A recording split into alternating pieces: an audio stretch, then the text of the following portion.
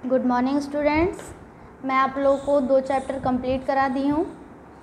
आज मैं आप लोगों को जो 2 चैप्टर आपके सिलेबस का था वो तो कंप्लीट हो गया है, तो आज मैं आप लोगों को फर्स्ट चैप्टर से फिर से रिवीजन करा रही हूँ। आप लोग ध्यान से पढ़ेंगे, ओके, और एग्ज़ाम की तैयारी करेंगे। प्रथम पाठ था संस्कृत का। जो आपका पहला चैप्टर है उसमें क्या था? स्वर था, ठीक है। और स्वर किसे कहते हैं? भाषा की सबसे छोटी इकाई को, पहले तो वर्ण का है, भाषा की सबसे छोटी इकाई वर्ण कहलाती है, ठीक है। जिससे भाषा की शुरुआत होती है, या जिससे हिंदी की शुरुआत होती है, संस्कृत की शुरुआत होती है, उसे क्या कहा जाता है? वर्ण कहा जाता है, ठीक है। ये याद रखना आपको, भाषा की सबसे छोटी इकाई वर्ण को कहते हैं, ये याद रखना है आपको, ठीक है। उसके बाद आता है स्वर वर्णः, ठीक है। स्वर वर्णः। अब स्वर कहाँ से कहाँ तक होते हैं आप लोगों को ये भी ध्यान रखना है। अ से लेकर औ तक क्या होते हैं? हमारे स्वर होते हैं, ठीक है। अब मैं एक बार पढ़ के बताती हूँ आप लोगों को, आप लोग भी पढ़ेंगे और इसको याद करेंगे कि संस्कृत में क्या कहते हैं, हिंदी में क्या कहते हैं, ठीक है। घोड़ा को संस्कृत में क्या कहते हैं, हिंदी में क्या कहते हैं और इंग्लिश में क्या कहते हैं। जैसे अ से अश्वः, ठीक है। अ से अश्वः, घोड़ा हॉर्स, ठीक है। अ से अश्वः हिंदी में बोलते हैं घोड़ा और इंग्लिश में हॉर्स। आ से आम्रम, आम मैंगो। आ से आम्रम, आम मैंगो।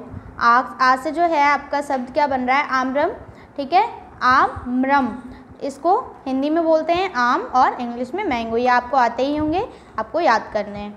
फिर है ई से इंदुह, ई से इंदुह, ठीक है। इसका अर्थ होता है चंद्रमा, ठीक है, और इंग्लिश में बोलते हैं मून, ठीक है। ई, छोटी ई से इंदुह। फिर है अगला आप लोग का बड़ी ई से ईशः, बड़ी ई से ईशः, ठीक है। इसको हिंदी में बोलते हैं ईश्वर और इंग्लिश में गॉड, ओके। आप लोगों को ऐसे ही पढ़ना है।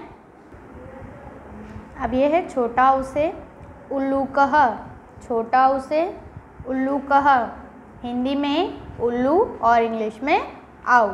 छोटा ऊ से उल्लूकः, छोटा ऊ से उल्लूकः, हिंदी में उल्लू और इंग्लिश में आउ। इसी तरीके से पढ़ना है आप लोगों को। बड़ा ऊ से ऊर्ना, बड़ा ऊ से ऊर्ना, हिंदी में ऊन और इंग्लिश में वूल। बड़ा ऊ से उड़ना, बड़ा ऊ से उड़ना, ठीक है, हिंदी में ऊन और इंग्लिश में वूल। री से ऋषिः, री से ऋषिः, री से ऋषिः, ठीक है। ये जो 2 बिंदी होती है इसकी ध्वनि ह के जैसी होती है। आप लोग बोलोगे मैं हर मतलब जितने भी मैं इसमें वो पढ़ रही हूँ, शब्द पढ़ रही हूँ, उसके अंदर मैं ह क्यों बोल रही हूँ? इसलिए बोल रही हूँ क्योंकि जो ये 2 बिंदी लगती है, यानी कि ये विसर्ग लगते हैं, इसको जो इसकी आवाज़ होती है ये भी एक मात्रा है। अब जैसे आ की मात्रा की आवाज़ कैसी होती है? आ। ई की मात्रा की आवाज़ कैसी होती है? ई। तो इस विसर्ग की आवाज़ जो होती है वो ह के समान होती है, ठीक है। तो इसको ह पढ़ते हैं।